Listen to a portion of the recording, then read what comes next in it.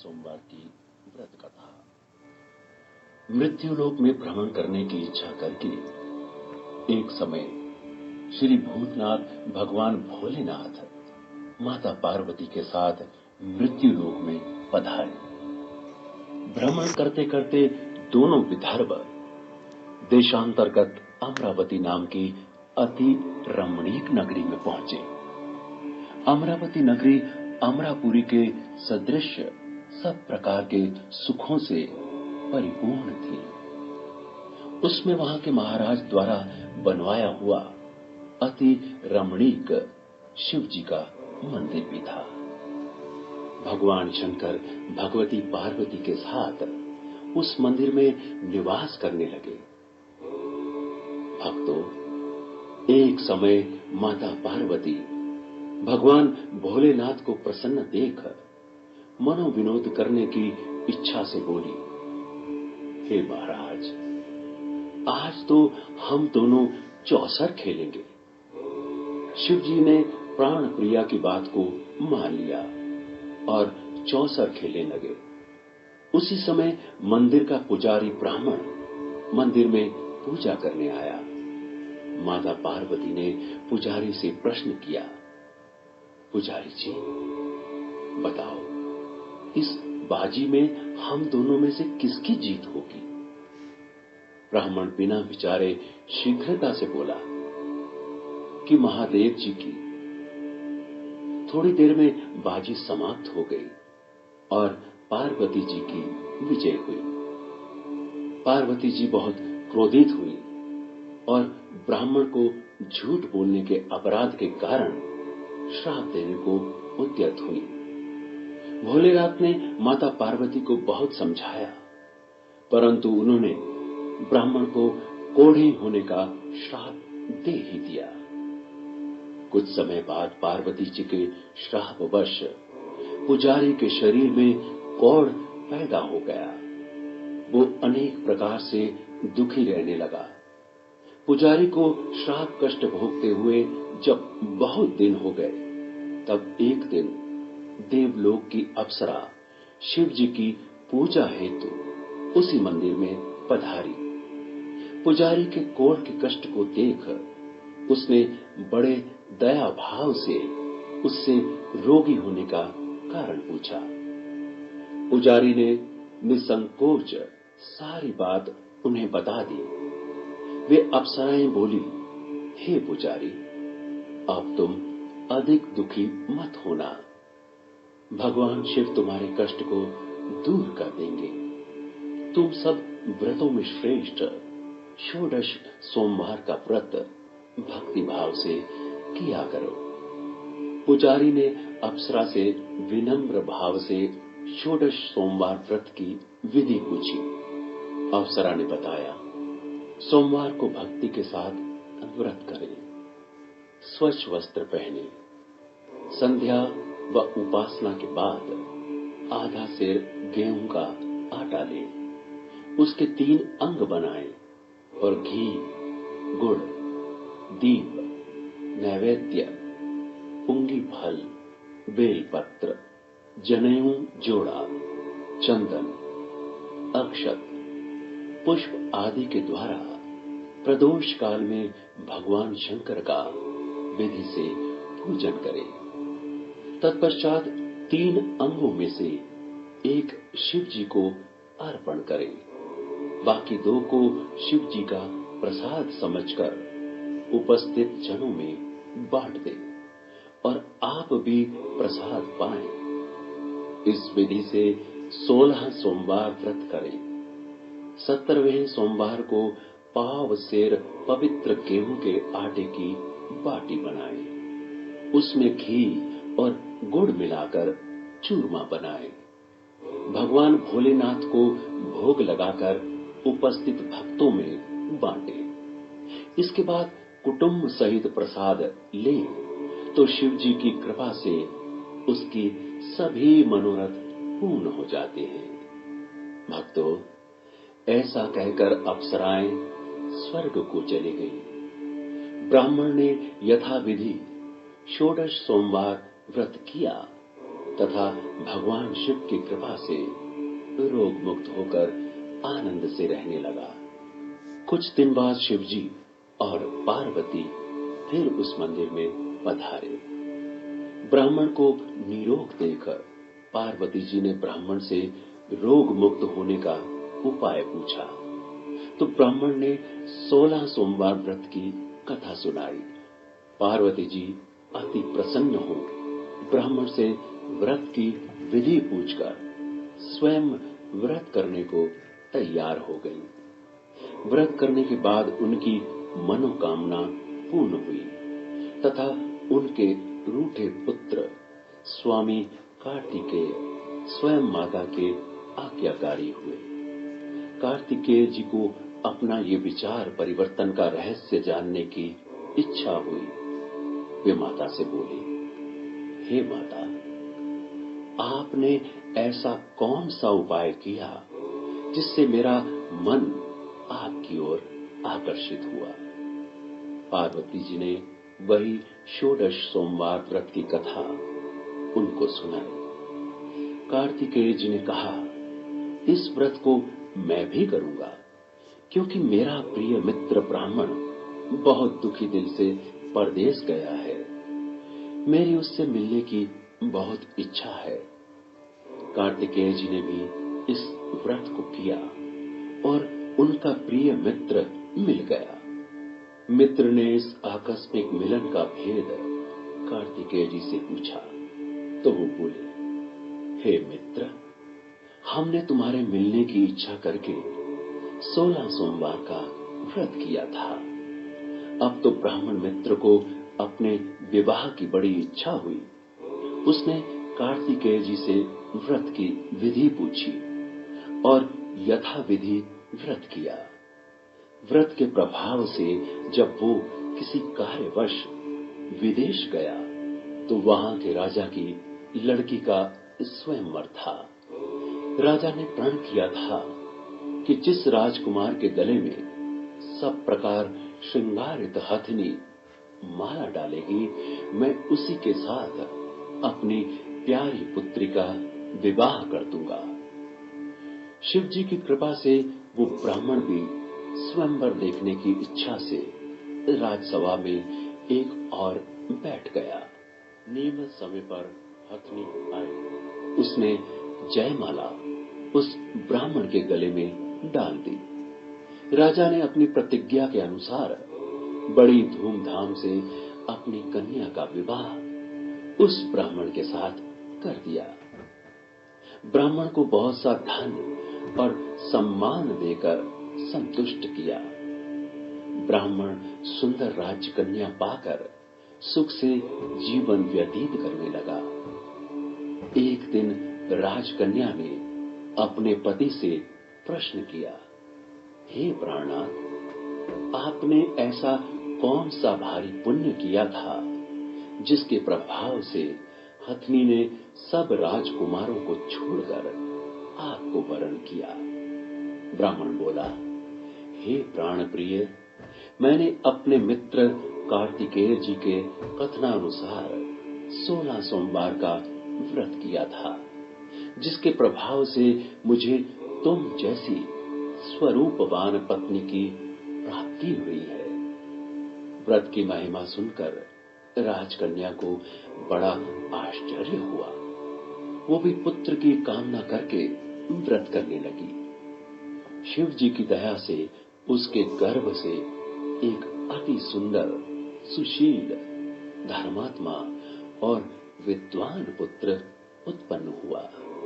माता पिता दोनों उस देव पुत्र को पाकर अति प्रसन्न हुए और उसका लालन पालन भली प्रकार से करने लगे। जब पुत्र समझदार हुआ तो एक दिन उसने अपनी माता से प्रश्न किया कि हे मां, तुमने कौन सा व्रत एवं तप किया है जो मेरे जैसा पुत्र तुम्हारे गर्भ से उत्पन्न हुआ है।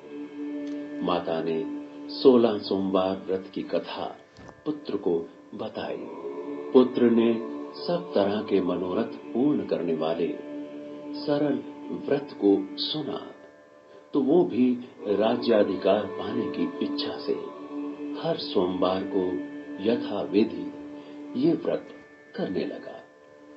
व्रत शुरू होने के बाद एक देश के वृद्ध राजा के दूतों ने आकर उसको राजकन्या के लिए वरण किया।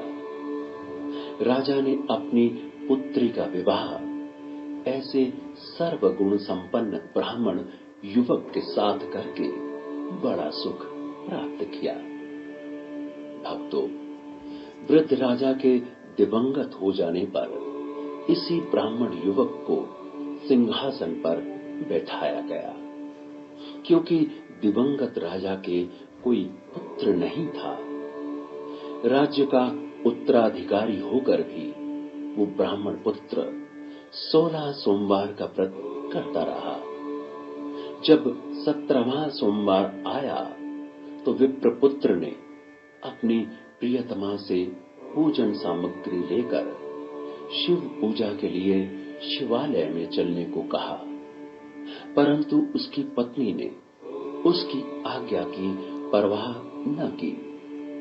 दास दासियों द्वारा सब सामग्रियां शिवालय भिजवा दी गई, परंतु आप नहीं गई। जब राजा ने शिव जी का पूजन समाप्त किया तब आकाशवाणी हुई, हे राजा, अपनी इस रानी को राजमहल से निकाल दे, नहीं तो ये तेरा सर्वनाश कर देगी। आकाशवाणी सुनकर राजा के आश्चर्य का ठिकाना नहीं रहा।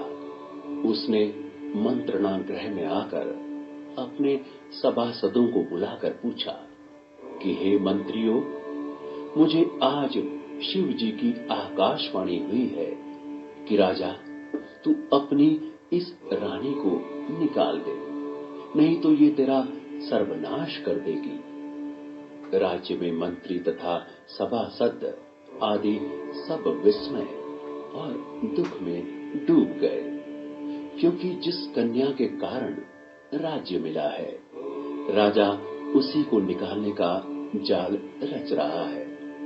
ये कैसे हो सकेगा?